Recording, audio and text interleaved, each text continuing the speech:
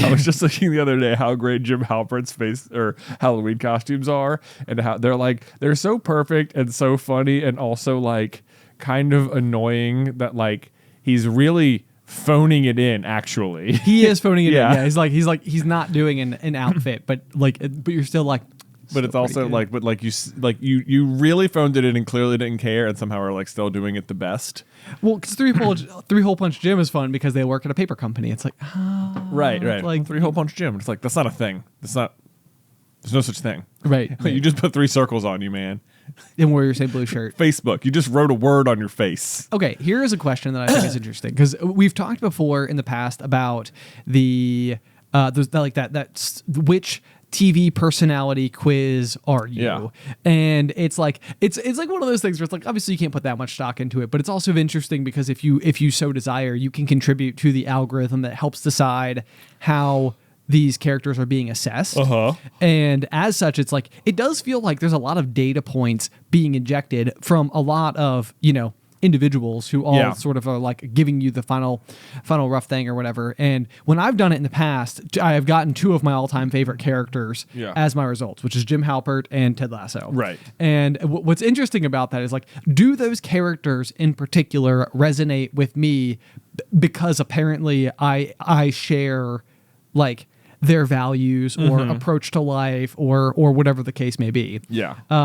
Because like when like I like glow with pride like at those thinking about that. Like it's like I feel like sometimes it's like if I'm having a hard day, I'd be like, don't forget, Ben, that quiz told you you were Ted Lasso. And it's like this is like we should take this quiz on behalf of each other and see what we come up with. Oh, that would be because I feel very like quizzes like this, it's like part of it. Like there's certain people who would be able to take it and get an extremely honest answer about it because like their personality matches with the way in which the quiz is being presented. But if you're the sort of person who's just like really critical of themselves, you might have a question that's like, are you more like wholesome or more hateful? And you'll be like even if you're extremely wholesome, you'll be like, I'm maybe more like a 60 or something. Oh, sure. Yep.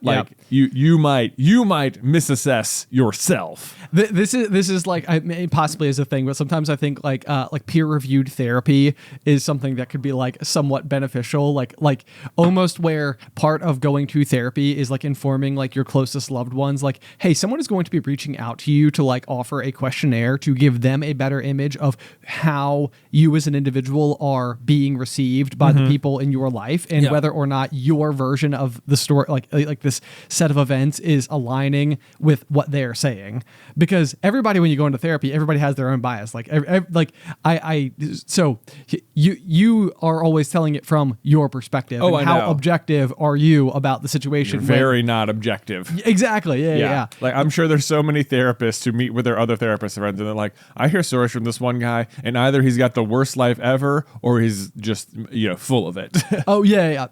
I think this is oftentimes my problem in these sessions, is that I will spend just a huge amount of time like going through like one singular incident and attempting to tell it from like 8 different perspectives to be like, well, now maybe they saw it this way for these reasons, and maybe they saw it this way for these reasons, and then I felt it this way for these reasons, which I found to be valid. Well, hopefully your therapist is just analyzing you practicing that and being like, okay, so his real issue is the way in which he has to cover 1,000 bases to make even a single point. Yes. Which the funny thing right now, I was telling you this over lunch today, but I'm currently rewatching The Good Place, and there's this running gag all throughout that like moral philosophy professors are like the worst, at least for season 1, because one of the characters, Chidi, that is like what he did during his life on Earth, was he's a moral philosophy professor, and like that's how he landed in the air quotes good place.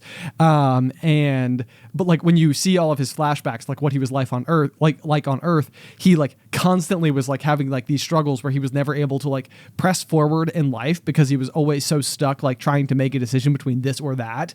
And then like even like once he did, oftentimes he felt like he needed to like follow up or make an apology or like go to like this nth degree to like apologize to somebody or like make something right or whatever. And I'm like, oh no. Right. I'm like, oh man, like Chidi is a character. The first time I watched this like 4 years ago, it's like I don't think I related to Chidi. And like as time has passed, this guy's I'm like insufferable. I know, it's like, oh gosh, is that me? Like, oh no, oh no, it's me. Anyway, so yeah. The problem, it's me. So maybe what we'll do before some other week's episode is we will take each other's TV personality quiz for each other and see what our results are. That'd be interesting. And then we'll share them and contrast them with our own results. I know. Wow, it'd be crazy if we got the same ones. It would be so wild. It would be wild. So wild. So yeah. Anyway, keep you posted. We'll also link to that quiz in the description down below. But otherwise, transition. Yeah. Well, we didn't even really start.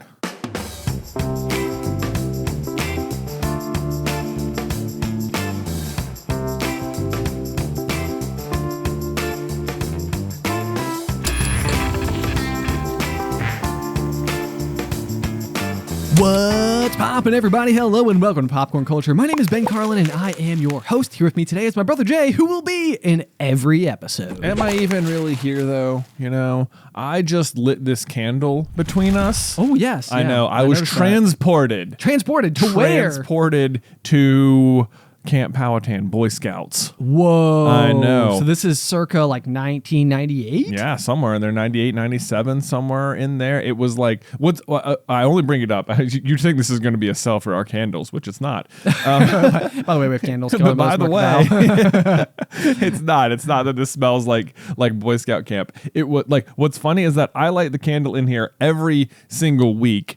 As part of setting up the set before we record, and I always use a match if possible because I mean matches are just fun. Oh yeah, I think naturally. matches are clearly the superior choice to lighters in almost every way, except that you have to figure out what to do with the matchstick, and you might burn yourself. But like the act of striking a match, so fun. Dude, I love it. There's something like in fantasy novels where like they occasionally will like pick up like a fat sulfur match or something like that. Yeah. And I'm just like, yes, Yeah. I want one of those matches. Matches. That was like made from like rough hewn lumber or something like that. Instead of like these like little balsa wood matchsticks, it's like clearly back in the day they were dipping like hardcore like wood. Yeah. Like it's got some like heft. Some heft to it. Anyway, so continue though. Yeah. So anyway, whatever it was about lighting this candle today, I went to go do the light, and upon lighting it, the smell that struck me, which the candle is supposed to smell like poison apple or just apples in general. It's really just apples. It's themed. It will not poison you. Yeah, exactly. CarlinBrothersMercantile.com. Good clarification. Yeah, we do. They're definitely not poison candles. This is like it says that in big letters at the top. Definitely not poison. Yeah, Definitely not poison. Like in parentheses, definitely not a trick. Yeah. No, but seriously, I'm not kidding. This is a safe candle. I feel like the parentheses are making it feel like they are poisoned. Crap. Yeah, all of this is included in our warning label. There you go. Enjoy. But for whatever reason, the smoke from the match hit me, and I was transported back, and it's amazing to me how a smell can hit you years later, and you're like, I'm here, I'm there. I'm unpacking my bag. I'm in that green canvas tent. I'm setting it up. I'm getting ready to sleep on a cot for a week. It's going to be great.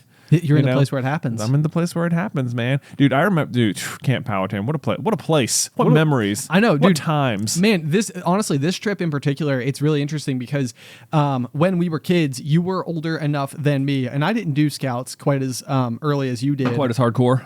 Definitely not quite as hardcore. Which is to say I didn't even make it to Eagle Scout. Oh, man. We moved. I know. What were you supposed to do? I was on track, man. I was running that troop. You were Order of the Arrow. I was Order of the Arrow. I got tapped out. I know. It was pretty cool. Whatever. But anyway, so when we were little kids, I had a myriad of moments in my life where like they all stood out to me, where like my concern like for you was so like massive, and the whole premise of my best man speech, as I was intending to give it at your wedding, was to like outline these moments and then sort of like be so eternally grateful to Beth, who I now knew was going to be able to forever take care of you, and I wasn't going to have to like hold such concern, because like y'all's relationship would be so powerful and all the rest and everything. And the problem is touching. that I know it was really I promise I cried anyway is the problem. So I ended up getting almost nothing out whatsoever, because I got like 40 seconds into this speech and was just sobbing in front of like all of our friends and family. And it was just hilarious.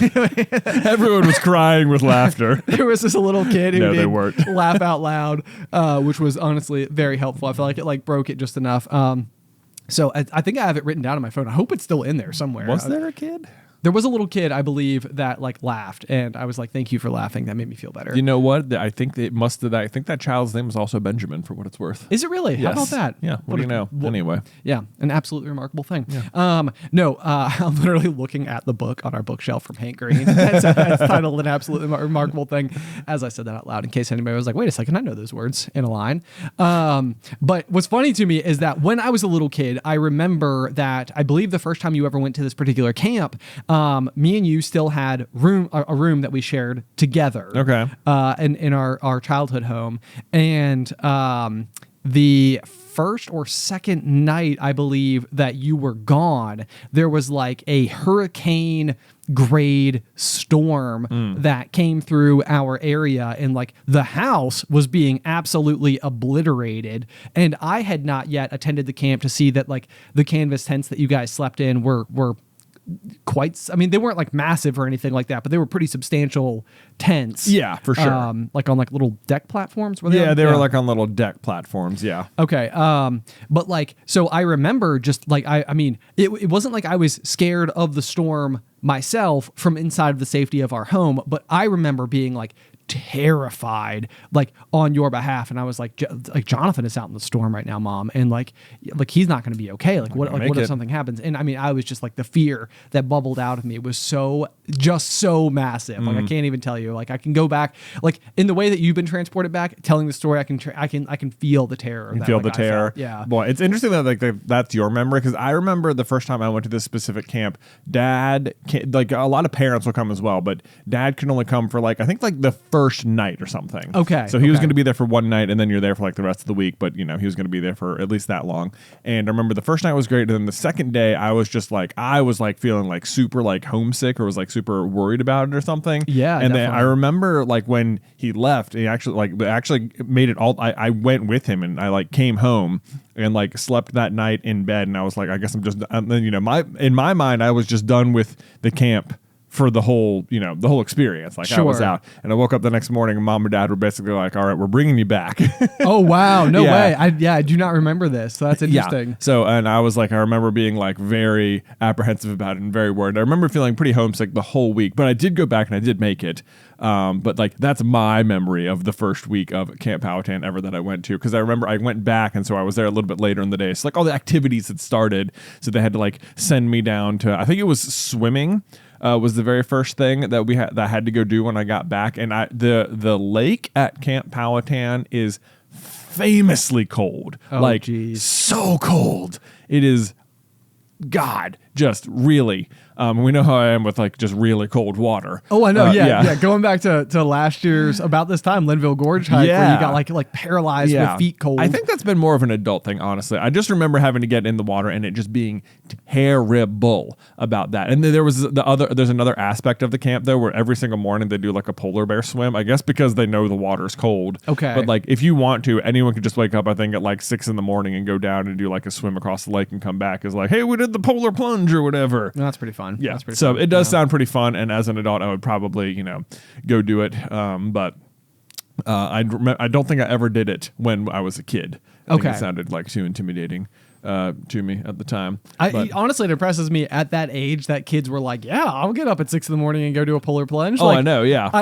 I am in like one of two camps. Either I would be the person leading the charge. I mean, like, guys, we're all going to do it. It's going to be so much fun. Everybody's going to get up. I'm going to be knocking on your tent first thing in the morning. I'll see you then. Okay, good night. Mm-hmm. Or I would be like the one like shying away in the corner, being like, please, nobody said they're going to do it. Please, nobody said they're going to do it. Like, I don't want to be the one who has to do it. I don't want to be involved. Yep. Like, it's so fun. I noticed the number of times in my life where it's like, if I'm the person who is encouraging the activity, like doing like the ice bath on the roof here at the office or something, it's like, yeah, okay, I got this. Like, it's fun to like encourage other people. But when I'm the one who is like on the reception of that encouragement, a lot of times I like shut down. Yeah. So anyway, oh dear. But so again, I still feel like I don't know if we totally got into your story about Camp Powhatan, or if this is the story, which is I don't know. The story was just that I couldn't believe the smell brought me so viscerally back there. Yeah. But I mean, it was like a place, and we went back like every single summer. It was like a very cool. I remember it being like a really fun camp, and was always really impressed with all like the stuff there. And then I remember we talked at one point in my scout life, I got tapped out, which means you get like certain Boy Scout like camp jamboree type things where there'll be a bunch of troops at a single place. Yep. Like they will have an event where the troops there will vote for people in their troop that will be tapped out into the Order of the Arrow or whatever, which is where you get this like cool white sash with a big red arrow on it. It is really and neat. Yeah. I got selected by my troop, which even when I think back on it, I'm like, what? That was so cool of them. Thanks, guys. That was cool. It's even a cool concept to sort of like to like, you know, instill into kids at this age is like, it's just that idea of like being like, hey guys, like, you know, like, is there anybody amongst you who you believe like fits the values associated with this honor, and like that they have to then assess their fellow troop mates, you know, in this capacity and be like who does kind of have those values? Like, you know what, that Jonathan Carlin kid, he really does. Yeah, me and my buddy Alex both got tapped at that particular one. But so then when you get tapped out, you have to go complete what is known as an ordeal, which is like then a separate camping weekend in the future, which for us was held at Camp Powhatan. And I remember like, so what you're doing there as part of your ordeal is setting the camp up for the rest of the summer for all the other campers to come in. Nice. It's like you get there and there's all these like, you know, very nice giant green canvas tents set up, and it's like, oh yeah, guess who set these up?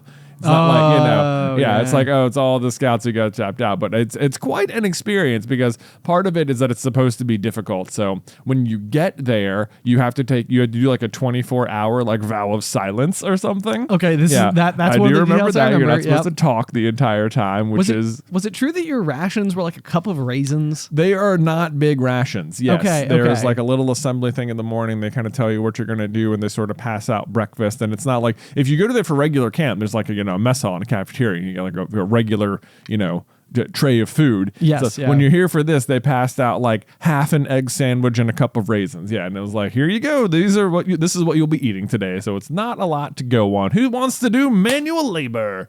Which you know what the really funny thing is that like I've known about this ordeal in my entire life. I always thought that you were standing in like blistering heat in like a desert wasteland where you were carrying like heavy rocks from one end of like this like arena area to another. Oh like, yeah, it's not like purposeless labor. Yeah, but like literally in my head, and like this is like what I believed you to be doing as a small child, which I'm sure was informed by like cartoons or something like that. But like despite the fact that I have now grown to be an adult, I have still I've always imagined this weekend of your life to have appeared in the way that my childhood brain had invented it. Right. And so like you're telling me this story now, and I'm almost like, I did not know that you were at a camp. Yeah. I thought you were in a barren wasteland. No, I was at a camp. Okay. Yeah, that's right. So that's what you have to do. I remember we had to set up a lot of tents, which also is like, the real difficult thing is that you can't talk because, you know, it takes 4 or 5 people to set up one of the tents at a time. Okay. And so you're having to do it. But, you know, 1, you don't necessarily know how to do it because it's not like self-explanatory. And then 2, you can't talk to anyone about how to do it because you can't talk. That's part of it. Sure. And then the other half of it is that the first night you get out there, you have to go spend alone in the woods, which is, I know, this was like another one of those things in my mind where it's like, I've always assumed that you just like literally like slept encompassed by spiders. Yeah. I mean, well, so what they do is you're all like walking along this sort of like gravel path, and it's like already super dark out there. So, I mean, you've got like flashlights and stuff, but like every 20 or 40 feet or so, they'll just sort of choose the next kid in line and just sort of like shove you off into the side of the woods. And they'll be like, all right, we'll be back in the morning, you know? Oh my gosh. And I don't even know how late it is when you get there, but it's like, it's so late that you're carrying like a sleeping bag and a tarp, and then you've got like your backpack with whatever else you might have in it, like flashlight, whatever. So you get out there and it's like, there's really nothing to do. It's not like you have to like fend for yourself or make a fire or anything. Sure. It's basically just like lay your tarp down, put your sleeping bag on your tarp, sleep, wake up in the morning. So you're probably out there for like maybe 6 hours or something, you know? It's out like, of course, when you're going into it as a kid, you're like, oh, this is going to be, I'm going to be roughing it out there all by myself. And it's like also the reality is you're like 20 feet away from another kid in either direction. Sure. And the other reality, which I had no bearing of, is that absolutely there are adults making sure nothing bad happens to you. Right. Well, I was going to say like, even now to this day, like when we did our backpacking trip last year, one of the discussions we had as a group, because it was gonna be the four of us going across the GMA, was like it would be like an interesting thought, instead of everybody bringing individual tents, to get like one of these like super lightweight like flies, which is just like a big piece of waterproof fabric that you would basically like drape over top of like a tie line and create essentially like a like an overhead shelter, and then have another one that you sleep on the ground. Yeah. And I will say, like, even as we were like discussing this as an option for how we would go about doing it, I was like, I hope I'm not on the outside. Like of the four of us who would be like lined up sleeping on top of this tarp, there's like this part of me that's like even as a grown adult, even with like a can of bear spray, like tucked above my head or something like that in the event of like disaster or something bad happening, it's like I was still pretty like preemptively like, you know what, I would rather be one of the two in the middle rather than one of the two on the outs, because there's like then just like a small extra layer of like, okay, at least I'm surrounded on both sides. Like I've got something. Well, it's interesting that in your mind, that's how we would lay in the tent that way. In my mind, all four people would be lined up such that like all four heads and all 4 feet were facing the entrance and exit. Well, I don't even know that there's a tent because there's no walls. There's just a roof and a floor in this situation. Well, I mean, you'd have like the tie line, and then it would come down to the ground, right? Well, it would. Yeah, I guess it would approximately come down to the ground, but it would still be like open ended, like on two ends. On two ends, right? Yeah, right. Okay, I understand what you're saying. Yeah. So you're imagining there's one person laying horizontal to the outside on either side, so there are two people in the middle that are not exposed to the outside edges at all. Exactly. Right. I'm imagining everyone's 90 degrees the other way. Okay. So all 4 people are just have their head towards the exit. Oh, I see what you're saying. Yeah. That's what you're saying. That works too. That works too. Yeah. And maybe that would have been better. All I'm really trying to say is that that's me as a 33-year-old adult, and this was you as like a 11-year-old kid. Yeah. So like, well, and you they don't call it an ordeal for nothing. That's then, right. That's right. I mean, maybe you just got like toughened in a way that. Yeah. So I did. Anyway, I did it. I did the 24 hours with no talking, and I lived off the rations, and I made some tents, and I slept in the woods, and it was all good. I made it. You made it. You're still here today. I got it. Hooray! It's so great. The other thing that trickled across my brain as you were telling this story is that I feel like the night that you were tapped out or whatever to go and be selected for this particular event, I was there, and the other fun thing about that, I think you called it a jamboree, but it was like a big camping weekend where all the different like scout troops were there, and like at night a lot of times like the troops will go on and like put on a show of some kind, like a skit.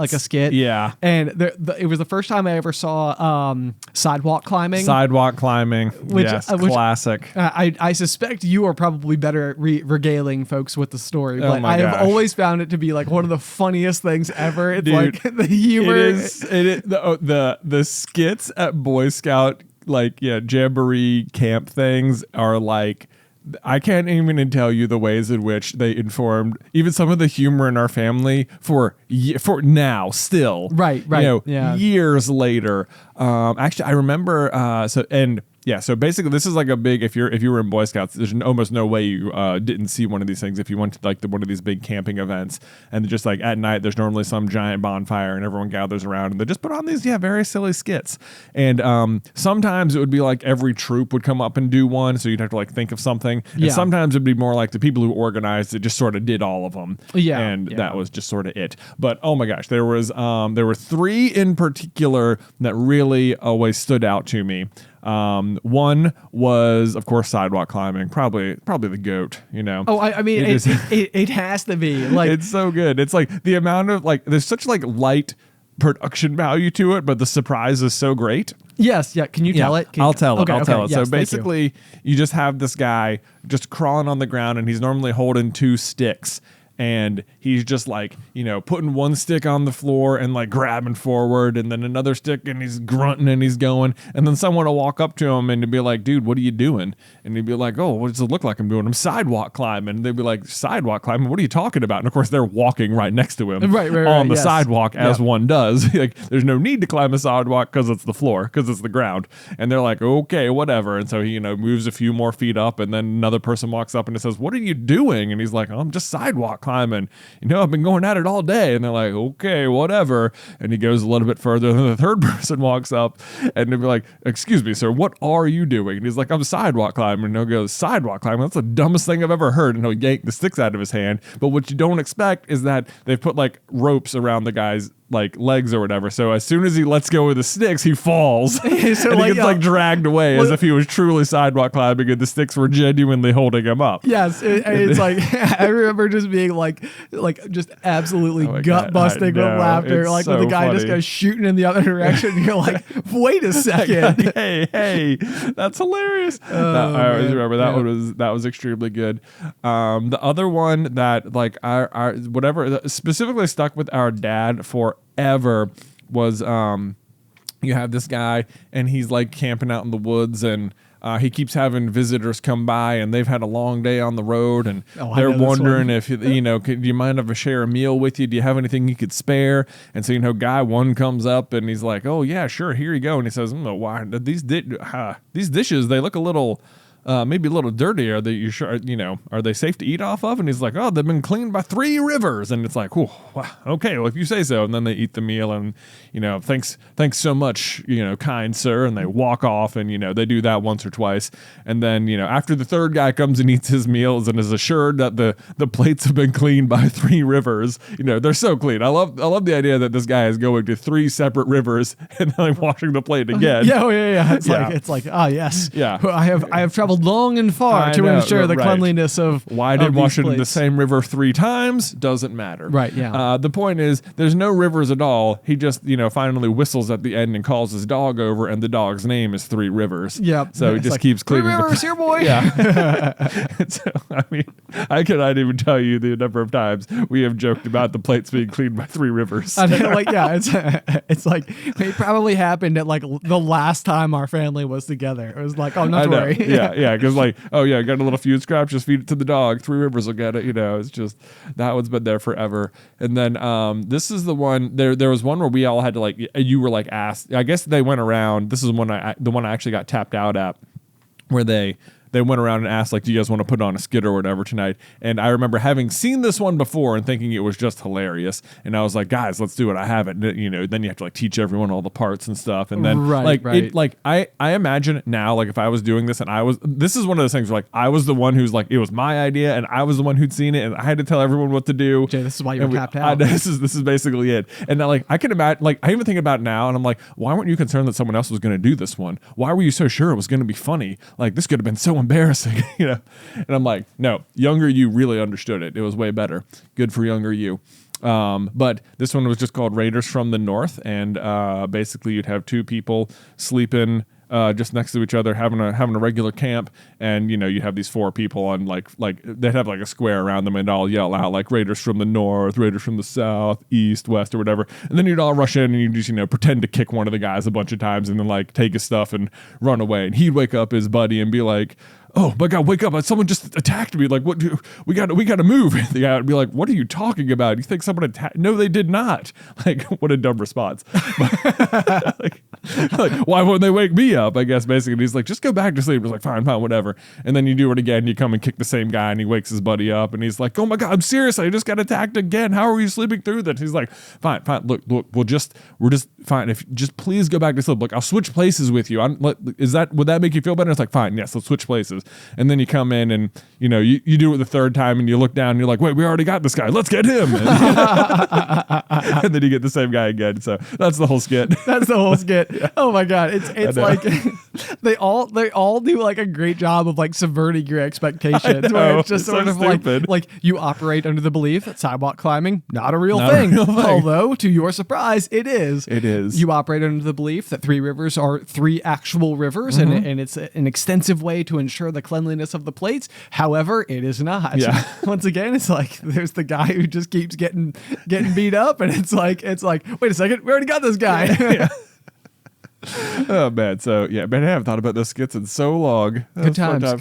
So who'd have thought that when you lit your match for lighting our candle today? Memory lane. It took up half the podcast. What are we going to talk about today? I don't know. No idea. Lights match. I've got it. Why do we even prepare things? I know. Good point. Man. Good point. Oh. Well, there you go. If you have, if you were ever at Boy Scouts and you guys did campfire skits, please let me know what were some of your favorites or the ones that you put on. Or if you've ever heard any of the, or if you've ever seen those before. Yes, Yeah. I'd be even happier to know that other people had seen these because I feel like there's probably like 50 of them. I was gonna say, like, it wouldn't Yeah. even surprise me if, like, you've just gone to other summer camps before and seen these same skits. I know, because, right? Because Yeah. they're all so short, they're all so simple, they all are like incredibly easy to like remember, like what you're supposed to say and do. So it's Yeah. like it was exactly what you said, like such minimal production value, but like Yeah. like when you have that moment happen where the sidewalk climber goes racing away, it's just like, oh, it's always funny. it was so easy to do that. Oh, man. You know what? I'm sure you're right. Yeah, I bet these show up at summer camps all over the place. I'm not sure if it's limited to Boy Scouts, but like I remember like Baby Shark. I remember like when we went to 4-H camp, like that was like a camp song thing. Yes. You would do, and I feel like anymore they'll never get away with that again because like Baby Shark has now been adopted so hard by like little kid YouTube. Yes, Yeah. it absolutely and most certainly has. My funny quick anecdote on that is that when we were coming home from Vermont earlier this year, we were passing Mom and Dad who were on their way up to Vermont, and we actually passed each other on Interstate 81 at like a Cracker Barrel or something like that. So we went in to just like have like a quick lunch with them because we're on the interstate and it was right there and easy. And Mom and Dad bought Addie like this like little toy Baby Shark. Like it's technically a candy dispenser, but Addie has no idea of that. Right, yeah. So like she just presses the button and listens to it say like Baby Shark. Yeah. But like whenever she does it gets stuck in my brain so badly It's so that annoying. like I will just start like walking around the house and I'll be like singing like Baby Shark or humming it or something. And Allie every single time just like she looks at me and she's like, "It got you again. Got didn't you it?" It's like, again. it does it every time. Yeah. I was like, "I'm sorry." Yeah. It's just so catchy. Luke could not stand when songs get stuck in my head. Oh, really? Which, I mean, it'll happen, especially like the Bluey theme song gets stuck in my head all the time. Yeah, you know, and I'll yeah. just be like absentmindedly like driving him somewhere, and I'll just be like humming it all of a sudden, and be like, "Why are you singing that?" And I'll be like, "I don't know, it's just stuck in my head." And be like, "Just stop!" Like, what do you? I'm sorry, and then like I'll genuinely try not to. Or like 30 seconds later, I'll just do it again. He'd be like, "Stop it!" I'm honestly not trying to. I know, I get this. This would always happen to me whenever I learned like a new sound, like whistling, for example, was like the first thing I ever learned how to do. But like, I remember like when I learned how to whistle, I was so excited because Dad used to whistle for us in like our soccer games and stuff like that. And to this day, I am still like slightly worried about the fact that I don't have an extremely loud whistle that I can do. Oh my gosh, yeah. Dad could do this like horse whistle thing. And it was one of those things where I was like, I'll figure that out eventually. I'm going to get to it. And like, there have been times in my life where I've really tried and I'm like, I've never gotten it. I'm the Never exact gotten same. it. Yeah. Don't know how he does it. Right. Like he doesn't have to, does he put his fingers in? I don't think he does. Nope. He can just do it like sort of like Yeah. That was a terrible example because it barely made any noise. But the point is that like whenever we would like score a goal in a soccer game as a kid or something like that, like you always knew Dad was watching because you could hear the whistle just over like everything else, and it was just like really very like, loud. Yeah, super cool. But it was also like a very like special thing. And so like when I slowly like started to learn how to whistle as a kid, I remember feeling like I have just accomplished this. I mean, to me, it almost felt like getting my driver's license, but like at age 5, you know, where it was like I have such new ability and freedom and like capacity, you know, in this world, in that I now know how to whistle. Like I have like started my process of achieving like, you know, dad status eventually. And so what I would do is I would just start like whistling all the time, and I was trying really, really hard to whistle really, really loud, specifically because that was like Dad's whistle. And I was like, I can never figure out how he gets it to be so loud. Yeah. And so like I would whistle, and all I would be doing, like I wouldn't be like whistling a song. I would just like blow air out and attempt to make it louder and louder and louder. And as I was getting better and better and better at doing it, it was like, well, like it was so irritating to everyone else, but I was like fully captivated with this process. Like I was very invested in doing it, but it also kind of became this like secondary thing that I started doing like in a semi uncontrollable way. Yeah, just like, whistling loud. Right, it's just like an impulse that I have, and like so I feel like the number of times I got like, you know, chastised as a kid for, it's like, Ben, you have got to stop whistling. It's like, Sorry. Right. Sorry, I'm not even aware I'm doing it. I'm just trying to better myself for my future kids. That's all. Yeah. Jeez. Yeah. Right. But it does occur to me now that, like Addie is going to turn 2 this month. Holy butts. That's just, Wow. that just hit me like Do a ton you of feel bricks. old? A little bit. Yeah. But like, I mean, I've got like 3 years before I need to know how to whistle really loud. I know. Right. Well, let me tell you, this is what made me, you were talking about how this was like a skill dad had that you feel like, absolutely, I need to figure this out before I can, dad or whatever. Yeah. This was, another skill that fell under this was spinning a ball on your finger. Yeah. Don't even get me started. Oh, yeah. Don't even get me started. Guess what I can't do still? Oh man, it was one of those things that you're like, our dad could do it so well. Like as a kid, just spin the ball on our finger. And maybe I'm sure if you're in like any sort of basketball family at all, like everyone can just do it and it's great or whatever. Sure, But yeah. maybe. It feels like if you're like if you're in that realm, it's just like a party trick that you know how to do. Although I would say the exact same thing that I also can't do is I have ridden like mountain bikes like for hundreds of hours. I still cannot ride a bike with no hands. Oh, To this day. oh, interesting. Still Okay. can't do it. I have a story about that. Okay, we'll come back to it. Okay, so yeah, this was when I worked back at the concert venue. We would have the Globetrotters come all the time, and so we often had like these extra basketballs, like sort of like as merchandise or whatever that we could use to promote the show, just sort of around the office. And so I always had one in my office that was completely signed by the entire team, Which was pretty cool. But I didn't, don't really care. And so I was like, whenever I would like need to like think about stuff or like walk around or just like try and like sort stuff out, I would hold it and I would like practice spinning the ball on my finger. And it was like having like, if you like, sometimes I'd have to drive them around and they would show you the ball that they carry around with them from like, press thing to press thing. They are spinning the ball so aggressively. They're like drilling holes in it with their finger. Which is crazy. But like when I saw that, I was like, oh man, that's so cool. I want to be able to do that. I want to be able to drill a hole in a ball because I spun it so much. And like, that was the first time it occurred to me that there was like a best spot on the ball to do it. Okay. But they told me, so if you want to know, it's the spot where all the lines meet, Tinue, if you will. Sort of makes sense. Oh, hey, nice. Name of the Wind reference. Name of the Wind reference. Bingo. You're welcome, bingo. Yeah, so all the spots meet, that's where it'll spin the most and where you can kind of consistently do it. And I got pretty good at it. That's like my party trick now. That's a good so one. like Luke this past weekend had for the first time ever just had like a friend come over. Like we've had plenty of play dates where like parents come over and bring their kids and the moms hang out and the kids go play or whatever. But this was just like mom showed up, dropped a kid off, left. So it's like just us and the other kid, right? Which was a first for us. But while they were there was a basketball upstairs in our house, and I was like spinning it, and you could tell this is a real crowd pleaser for children. Oh yeah, absolutely. I mean, like my kids have seen me do it 1,000 times, but like Luke's buddy, it was just like whoa, I was like, oh. Excellent. Yes.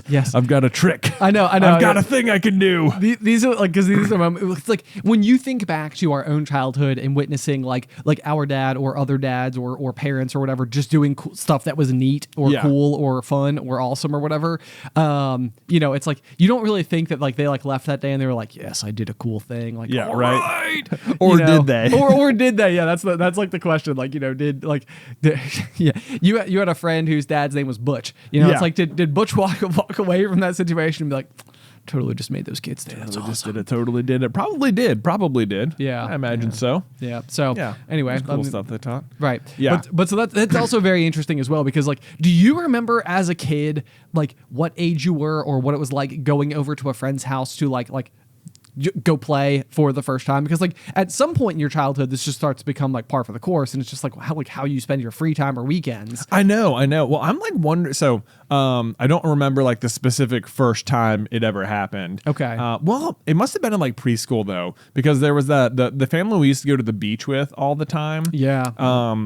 They had a daughter who was my age, and we went to like preschool together, and I don't think their mom worked, but our mom had like a part-time job. So I think there was a lot of times where like you might go over there. Yeah, like she would pick me and her daughter up, and we would like just go hang out at their house for a while. Okay. So it was like a half babysitting, half just play with your friend for a little while. Right, So yeah. that is what I think. Actually, now I do remember. I remember Happy Meals. Yes. Nice. Yeah, nice. there we go. I remember getting the Happy Meals after Tykes. You know what's interesting about that is that like also in preschool for me was a kid that I met like when I was like in the 3-year-old program, 4-year-old program or whatever, who was like my first ever friend. His name was John and was neighbors with your people, like crazy, literally next door neighbors, like not like 3 houses down, like the next house over. Yeah, so I spent like a lot. We both spent a lot of time at the end of that street. Yes, we sure did. We sure did. So that's kind of funny. But yeah, you said you cannot ride a bike without holding onto the handlebars. No, I can't. And like I have tried on numerous occasions, and I'm not gonna lie to you. Like I mean, I would call myself like semi-proficient on a mountain bike. Sure. Like I'm not like all pro or anything like that. But like I can go off a jump. You know, like stuff like that. I mean, I can like climb a mountain and stuff. Yeah. But cannot, under any circumstances, on a dead straight road with nobody around for a mile, cannot ride with no hands. Wow. Well, I think this is weirdly, you'd think like, because like they say it's like riding a bike, you never forget. And it's like, as soon as, you can always ride a bike, you can always find the balance again and just keep moving. Right. But like, I do remember there was a period of time when in our childhood where I would ride the street we lived on as kids had like a hill, and then there was a flat section. That's where our house was, and then there was another hill. Yep. Right? Okay, so I would ride my bike to the top of the hill, and I would point the bike down, and I would go right down the middle, and I could just go the whole way, no hands at all. Wow. And I would ride it down the hill, and I could go like side to side. I could steer. Wow. And I was like, I remember just like this, I remember feeling so cool, like I've totally got this. And like as an adult, I cannot do it. No way. Yeah, like oh, I man. can like sort of do it. I can kind of go there, but I do not have like the confidence to go down a hill and just like cruise and like lean left and right and try and maneuver the bike. Like no chance at all.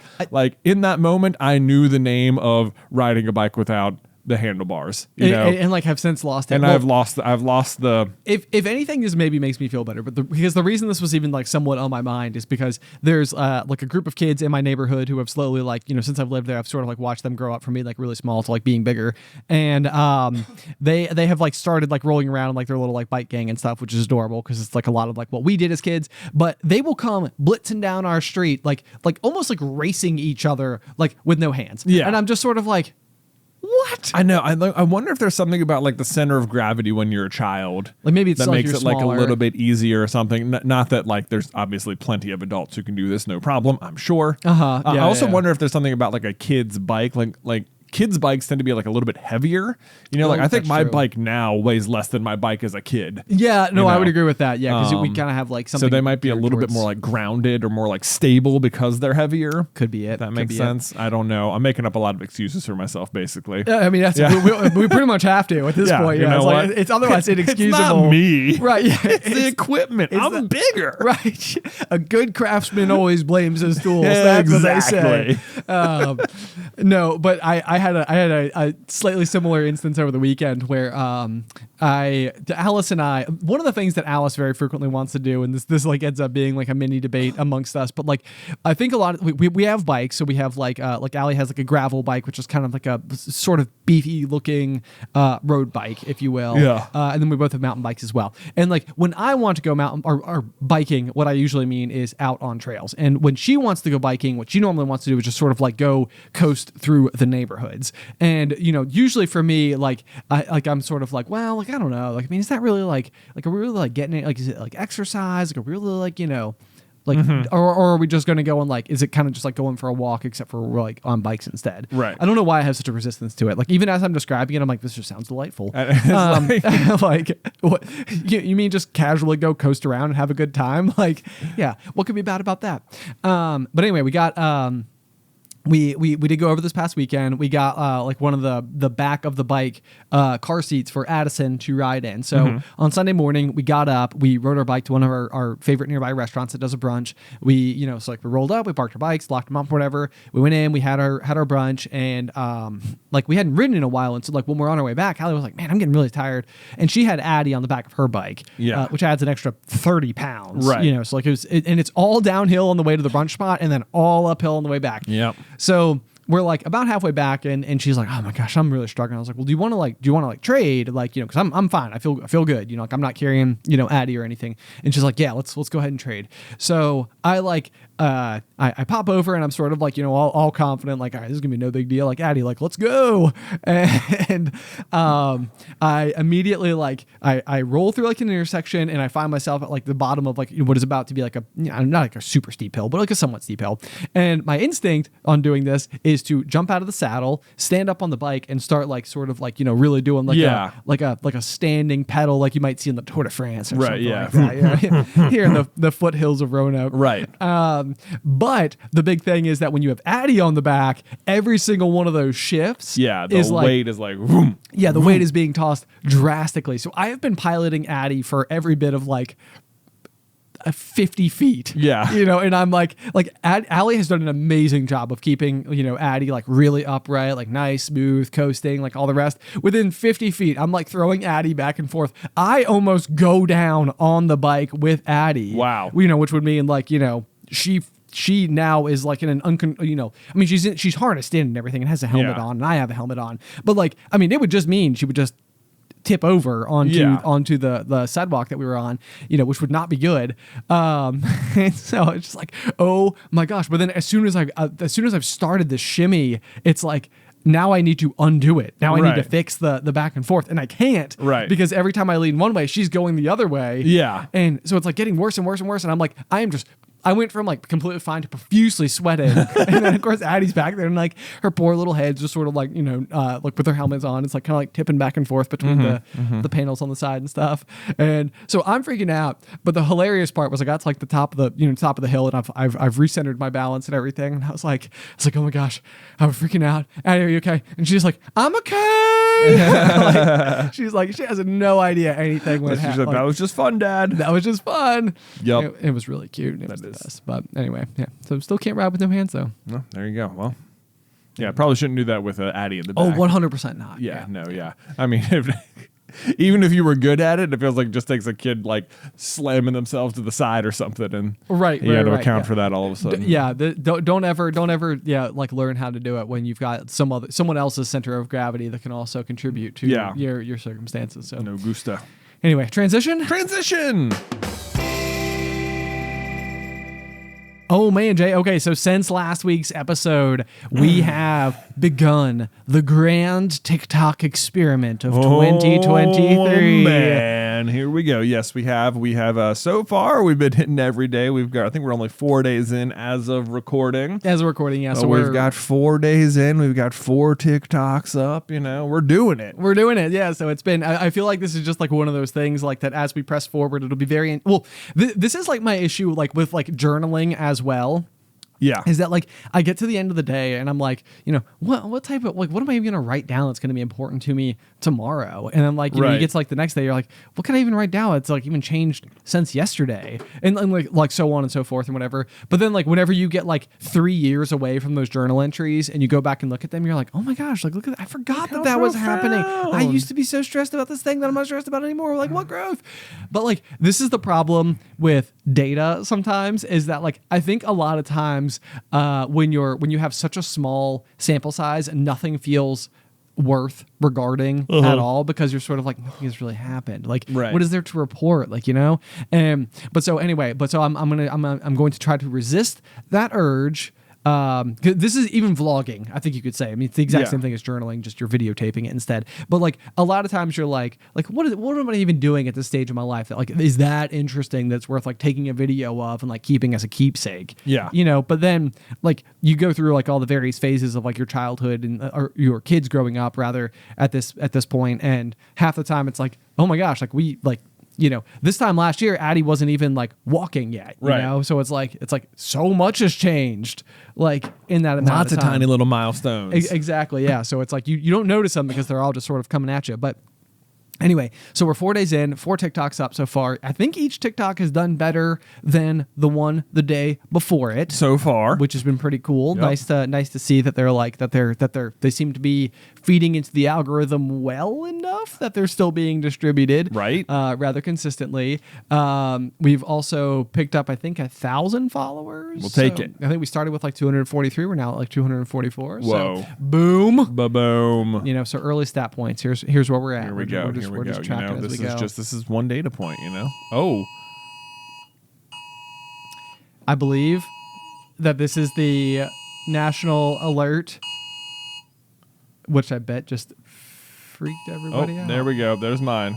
This is a test of the National Wireless Emergency Alert System. Man, if you were watching on video, you just saw me properly freak out. Properly. That just like it gave me Wow. such a case of the jumpies. Whew. We all survived. We made it. Test complete. Test complete. In case you were wondering, that happened on October 4th, which we had a notification. Riley even sent us an article letting us know that this was going to happen during this time frame. Don't record something important. Yeah. What do we do? Yeah. We did it anyway. We did it anyway. Yeah. Take that, Riley. Pfft. No. Anyway, so yeah, that's the end of my TikTok segment. Okay. Great. Well, yeah, if you haven't checked us out yet, go to TikTok, Super Carlin Brothers. We just posted about how to get a perfect score on Buzz Lightyear's Space Ranger spin. Space Ranger spin. Yeah, yeah. Okay, Jay. So next thing I've got for you here is well, I have DNF'd a series. Yeah, did not finish. Did not finish a reading book series, and Let's see it. What failed you, Ben? I hear people talk about doing this sometimes, and even just last night we were talking with the fellow GMA members, and they were talking about some books that they just couldn't get through themselves, and I was like, oh, okay, that makes me feel a little bit better. But like like one of those series that I feel like has always sort of just like I never, for whatever reason, I just never picked it up in the first place, was the Divergent Saga. Oh, sure. And, I had earlier this year, I had read through the Hunger Games books, and I was like, man, like I really like this story. Like I read it a long time ago and I thought it was good then, but I feel like now, like with so much more like world perspective and so much more time passed, I'm like, there's like a lot of like really good stuff in here. A lot of like interesting messaging, like the formation of the world and like even like the prequel edition to it. So I was like, this is great. This is super fun. And so I was sort of like riding that high, and I was like, you know what? Like maybe I need to give this Divergent Saga a chance and see whether or not like it has the same thing to offer. And certainly I wouldn't criticize, in any capacity if this is something that you've enjoyed, but like as I was going through it, I was just like, I am not finding this story to be that interesting. Oh, Divergent? Yeah. Like, yeah. It largely just felt like it felt like the story almost to me felt like it would take these like gigantic like leaps, like where it's sort of like, you've got these people and these factions, and like I sort of get the factions because everybody might like sort of like mentally associate with like this one, that one, or something. But like I think 3 of them, and this is like I've literally I've read the first 2 books completely. I was halfway through the 3rd one and I finally was just like, I just can't keep going. But like there's Amity, Abnegation, and something else. Candor. Well, the Candor starts. Yeah, I think there's another one that starts. Dauntless. That starts with a C. But like these are words that I feel like. Hang on one second. Factions from Divergent. I'm Googling it. There we go. Erudite. Okay, so I didn't even realize Erudite started with an E. But like, so I'm like Erudite, Amity, and Abnegation are 3 of the 5 factions, and I always felt like Dauntless and Candor are the other 2, and I've always felt like those were easy enough to like kind of keep straight because they sounded so specifically different. But like reading this, like just in story form, I at no point in time did I ever actually successfully assign any of these names to anything at all. Like, so at any point in time, it's like, oh, a classic Amity move. And I was like, which one's Amity again? Which one's that? It's like, oh, that's something from Erudite. It's like, wait, huh? I don't know which one that one was either. And like for the other thing was like the selection of the names. I'm not just trying to like do like a book review of the Divergent series or anything, but like I think that there are 3 characters named Tobias, Marcus, and Caleb. And for for no reason that I can properly explain. Why'd you say the same word 3 times, man? Exactly, Yeah. exactly. It's like in my mind, like there are 3 completely different characters with 3 completely different relationships with the main character, and like those are all distinct and everything. But like it would be like, oh, something Caleb used to say. I'm like, wait, is Caleb Tobias or is that which one's Marcus? Like I can never discern anything from anything in this story. And it was like, even like when she like goes into training or whatever, and she's like learning all these new skills and stuff, as far as I could tell, it was like she was there for like a month, and at the end of like said month, it's like she was like in this position to like, I don't even remember my old ways now that I'm so assimilated to this new environment. And it was like, after a month, like I was like, that's not that long, right? It's like I don't know if that's quite enough time to like have built all these brand new muscles and calluses and like the whole new worldview, and I don't even remember the way I used to do things. It's like, I don't know. Yeah. So anyway, I did not finish the book. Yeah. If anybody has a good reason to that wants to like reach out and be like, Ben, give it a shot. You got to stick through it. The ending is what pulls the whole thing together. Yeah. So what are it's Allegiant, Convergent, and Divergent, Convergent, Allegiant. Is that it? That sounds right. That's it. I don't remember. I remember, man, I read these as audiobooks as well back when I worked at the concert venue. Nice. Back in those days. And Insurgent is the second one. Insurgent, not Convergent. Okay, the naming conventions in this book are only so.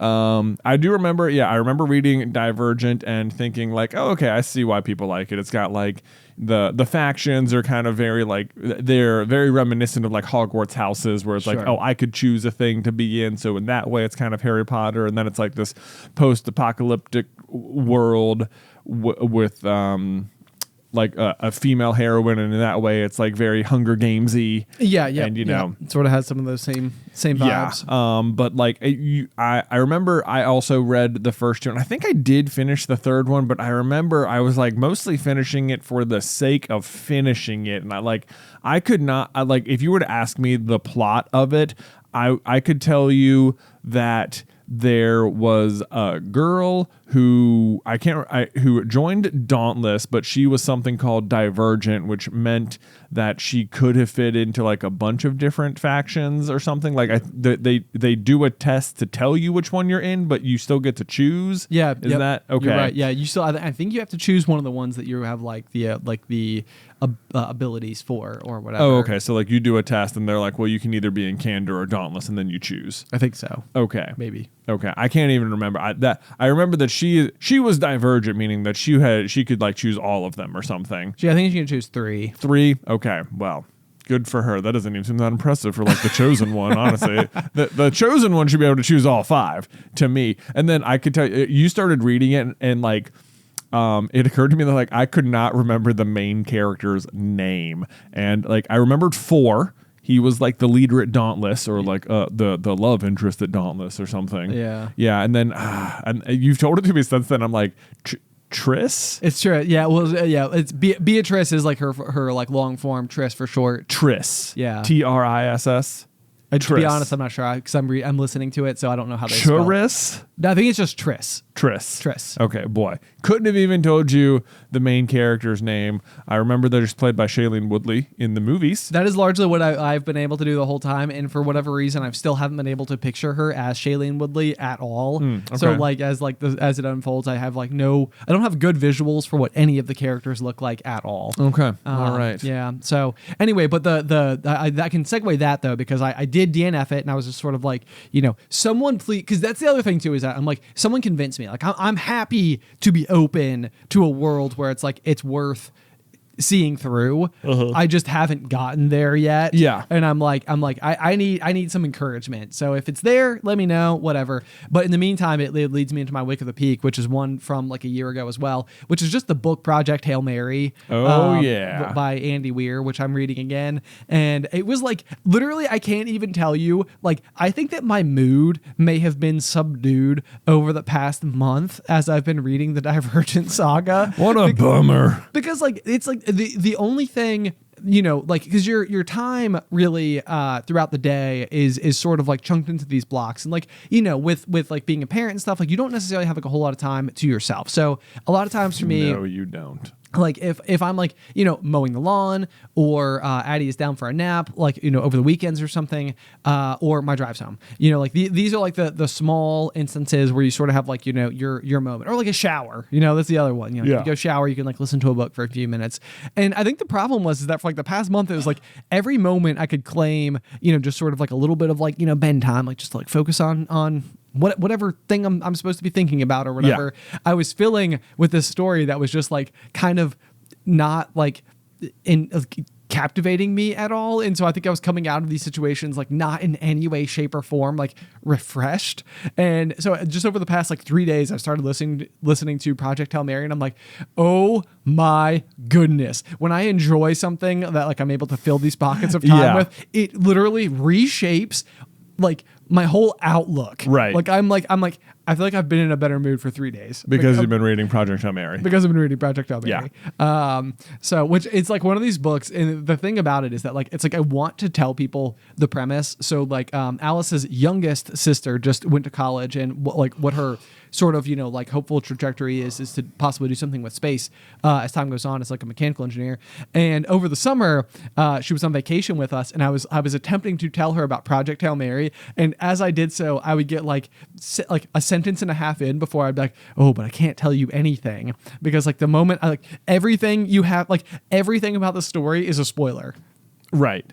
Yeah, it's like, it's like you just have to read it. And you know what? You really just have to listen to it. It's a really good listen. It is specifically better to be listened to, I think. Not that I've read it hard copy, but there are aspects of it that I think need to be listened to. And so if you haven't read it, I would totally recommend Project Hail Mary myself. That's one I keep thinking like, I'm going to listen to that one again soon. It's just as soon as I finish this breeze through of Name of the Wind. Yeah. Which which I breeze through. Yeah. like a casual like 60 hours of listening. I know. I'm like, maybe I'll pause between Name of the Wind and The Wise Man's Fear to just do a re-listen of Project Hail Mary.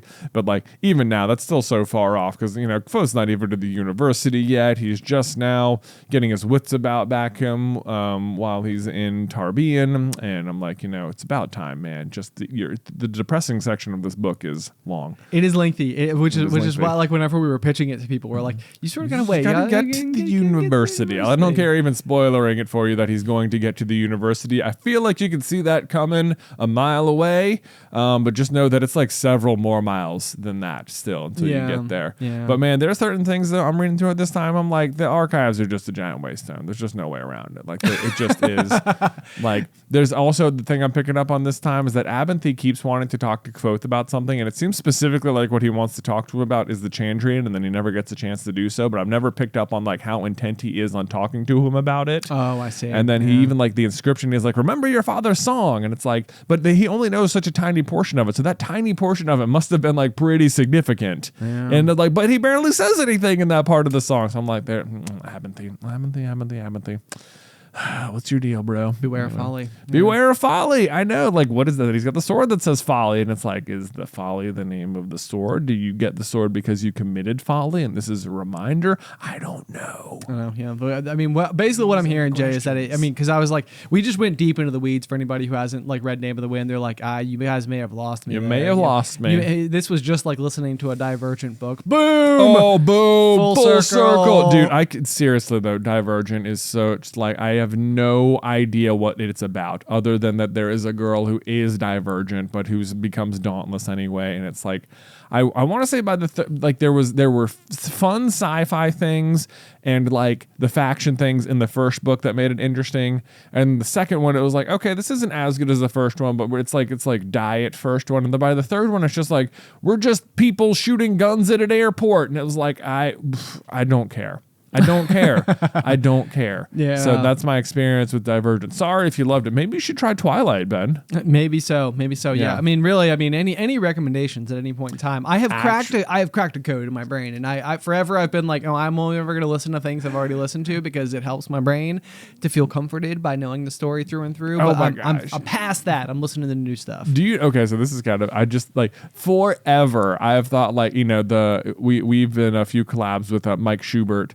podcaster who did the podcast Potterless. Yes. And it like I've always just loved the format of, obviously through the Gryffindor is just the opposite of that, but like his whole premise was that he had never read the Harry Potter books, but now he was a full-grown adult, and it was like, man, I wish I'd never read the Harry Potter books and could have done that podcast. Like, I know. Yeah, as soon as I what heard a of it, great idea! amazing concept. Yeah, such an amazing concept. It's like it's really too bad we've read them so much, and now we're just doing the opposite. But it just occurred to me that we could totally do this with like Twilight, you know? Oh, but yeah. Although, Like two grown men read Twilight for the first time. Right. Because I know literally nothing other than the main character's name is Bella, and that apparently Sparkles is a thing. Sparkle. I know Edward and Jacob. They're in there. Do they drive really fast?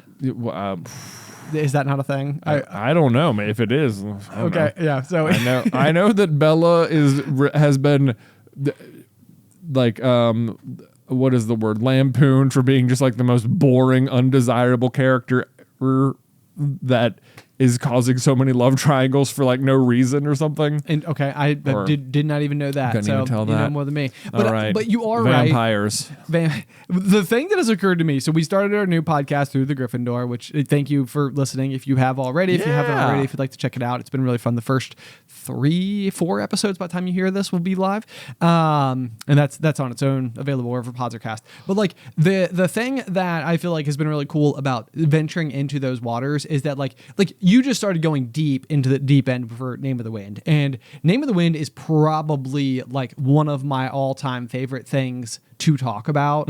Like there are instances like our good buddy Mike has read through the story a whole bunch of times, and so like when we were like backpacking, last year, me and you and him were just like, we kept going through all of like our different like theories, and it was like, oh, but what about this? And it was just so much fun. And similarly, there was like a day that we were like finishing setting up the set for Through the Gryffindor, and you and I and Ethan, the editor for the podcast here, delved into the exact same thing. And so we're all just like sort of sitting in the chairs for this Harry Potter read through podcast and discussing our Name of the Wind fan theories, just like having like great quality discussion about subject matter that I'm sure other people would be interested in like being in on. And it's endless. There's so much to say. And I'm like, I keep wondering whether or not there's like this bizarre trajectory. Like we always talk about with Super Carlin Brothers. At one point in time in the process, we had started making content on YouTube with some imagination as to like what that content would look like. And it was supposed to be some version of like sort of daily observational humor type stuff, maybe with a little bit of pop culture doused in there here and there or something like that. And eventually we sort of found like the fandom angle or concept or like discovery or something, and we were sort of like, man, this works. We have a lot to say about this. It's really fun. Like what a great like way to talk about things in the world that also is like not like it's not like harmful or controversial or anything like that. It's like this is awesome. But sometimes I wonder now, like as we've stepped into these like podcast waters, I'm like, is there any part of us that's like would we do like would it even like make sense to have just like multiple of these that we're doing? Oh, like lots of like read-throughs. Lots of like read-throughs. Yeah. It's like what if we became like book people? We're just book. Yeah, what do you guys do? Like I'm like a book podcaster. Like it's like pick a series. People be like, you must read a lot of books. And it's like no. Like, I read the same books. I read the same books, like a lot. And then I also there's some podcasts where I am reading books I haven't read before, but it takes me a couple years.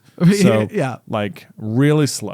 Really. Do not spoil Twilight for me, because I'm hard Team Edward right now, but I'm afraid things are getting iffy. I don't know. I can't tell if I'm on the fence. So anyway, and there you go. Let us know. But otherwise, I would say the other thing is like, I read Mistborn earlier this year. Which I thought Mistborn was pretty good. I'm presently in a state of DNF for Mistborn. Yeah. Where I finished the first one and I started Well of Ascension, and then what did I start listening to instead? Name of the Wind.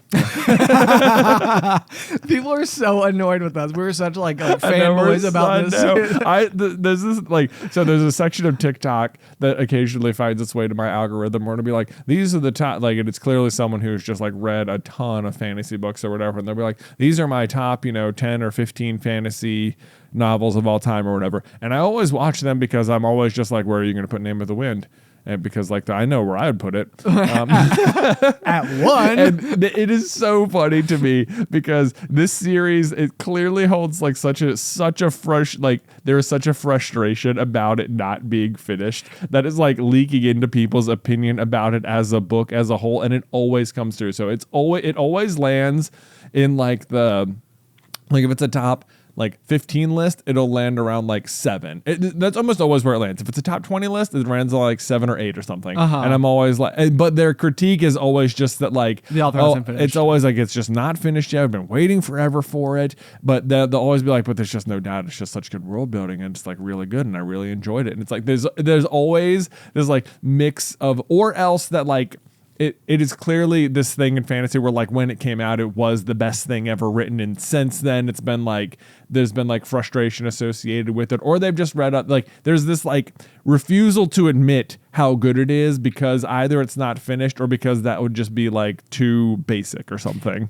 Well, and you know, which to be fair, I haven't read the 14 other books on their list, so that's a good point too. Yeah, and which maybe we should, because maybe what we're doing is missing out on like a bunch of amazing stuff. What I will say, like a strong opinion that I feel like I don't know if an opinion, perspective, maybe view or something. I don't share the frustration with the fact that it's not done. No, me neither. At all. Yeah, no. Like, because what I'm getting in the meantime, like they often say this about like vacations and stuff like that, but like a lot of times the great thing about vacation isn't even like the 7 days you spend at the beach. It's getting to look forward to the vacation for like the 2 months leading up to it, and just like knowing that like once you get there, you're gonna have like this good relaxing time. But like there's no doubt about it, like, you know, like that time will come and go, and like, you know, it will eventually pass.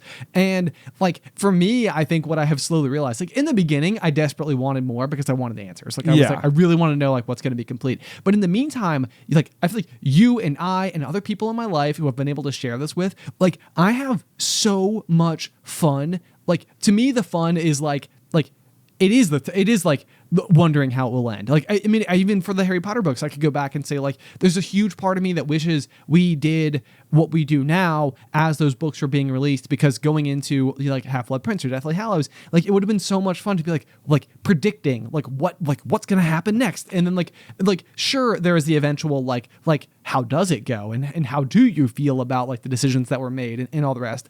And whether or not that colors your experience at all. But like, I don't know. Like for me, I feel like what I'm actually genuinely enjoying more than anything is the wondering. Oh, I know. Like this is the thing. It's like anytime it comes up in conversation, like I've had it like float up randomly in conversation. I was like a campfire situation like a couple of weeks ago, and all of a sudden, just like without me bringing it up, Name of the Wind found its way into the conversation. I was like, "What were you guys talking about? You guys want to talk about Name of the Wind?" You know, like I was like, "No way, this is happening. Come on, let's go. I could talk about this all night. I will be involved with this discussion. I am here now. Hello, what's happening?" Yeah, and it was just like inevitably what actually is discussed is like the frustration that the third one's not out and he's never going to do it and blah blah. And it's like, all right, shut up. Right, all right. Listen, look, let's talk about it, and you're not allowed to talk about that part of it, okay? Yeah. Now, like, just take that away from it.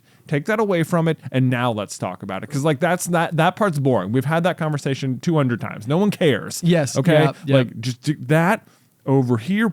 All right, cool. So what do you guys think about, like, Abinthy, you know? You think, what about Braden? You think he's probably Cinder? Or, yeah. Probably. Just park your frustration with Rothfuss over here. He'll get to it, okay? Maybe. A good story takes time. You know, we can't, we got to wait for it. You can't just start telling it right now. I got to go up to my room and think about it for like a couple hours. Or a couple of decades or something. Right. My tinfoil hat theory is that, like, you know, what is hilarious to me about this concept, and I feel like you can talk about this pretty freely without being like too spoilery, and hopefully people who are listening are able to still follow like what we're saying. But like the concept of the story is that throughout all of the main character's adventures, one of his greatest tricks he's ever pulled off is escaping an inescapable situation by holding the story of his experience of his experience with this particular person captive. So he's like, the world will never know what my experience was like unless you let me free back out into the world. And I mean, it's much more profound than that. And like the circumstances are much more interesting and stuff like that. But like either way, it is a way to get away from an inescapable situation. And it's part of like what brings the character notoriety. But like he's telling the story way after the fact. And the way that the person who is getting him to tell the story is by literally using his own move against him. Right. And so now what we are finding out here in the present is that like literally the final installment of the saga is almost being held captive against us. I know. And what it is doing in the meantime is breeding so much time for like speculation to occur, for like interest to be found, like for like frustration to be like had and lost. And like it's wild. Even in the very beginning of the story, the main character's own father is writing a song, and he specifically describes how like when you are writing a new song, the people who are around you who know you're working on a new song, there's like the initial period of like enticement, entrapment, like where people are like curious and whatever. And as time goes on, that just grows and grows. But then, after too long, people get mad. And that is exactly what is happening. It is like exactly what's happening. The themes of the story in a meta way are happening to the actual creator of the universe in real time, in the real world. It's like he's protecting against it by writing it down. Yes, yeah. Or he's Arliden, which just means he's going to be struck down by the Chandrian at some point. Probably, Spoilers. maybe. Yeah. So anyway, this is my deep dive into the literary minds of our age. Right. Yeah. So there you go. Whenever you're ready, man, just release it. In the meantime, there's The Narrow Road Between Desires coming out this December. I'm excited for that. I'm going to read it. That's what people are like, he's never going to write it. And I'm like, look, there's literally new content coming out this year. Okay, so let's just pump the brakes on nothing's happening. That's good. We have to be thankful for what we're getting. All right? Yeah. How about that? Of course, they pushed the bait back on that one. Oh, my God. Yeah. I'm pretty sure it's already out there, though. So we'll see what happens. Ours are pre-ordered. But anyway, guys, as ever, we want to thank you so much for tuning into this week's episode of The Pop. If you would like to find a way to support the show, we would greatly appreciate it. We have our Q4 quarterly merch officially announced. We have the prototype already in hand, so you can get an exact look at what you will be getting for the Q4 merch quarter cycle for 2023. We are doing we're doing D&D again. We did it last year. We had a blast with it. For that set, we recorded an episode of D&D with video and everything from multiple angles. It was so much fun with the entire crew here at Super Carlin Brothers. We had an amazing time in accompanying the episode itself. We also had a batch of custom dice that we made, which was really fun. This year, we are going to be doing the same thing. We're going to be recording another episode in a brand new set of characters and realm and everything. So it'll be like a whole new concept. But for this round, we were doing this amazingly cool, it's a rocks glass, in concept, if you're familiar with that shape of drinking vessel. But if you can imagine like a small, like a short glass, but in the side, embedded into it as if it was frozen halfway through being fired into the glass, is a metal D20 with a 20 facing out. So it's just this really cool looking glass tumbler cup thing. And it, of course, will have the Popcorn Culture logo there laser etched into it. I'm super happy with it. We've got pictures of it on Patreon. You don't have to be a patron to be able to see what it looks like if you'd like to scope it out, but it is really cool. I think it's one of my favorite things that we've ever done in the past. So if you'd like to sign up to receive one of those, you can do so at patreon.com/popcornculture. Otherwise, until next time, pop.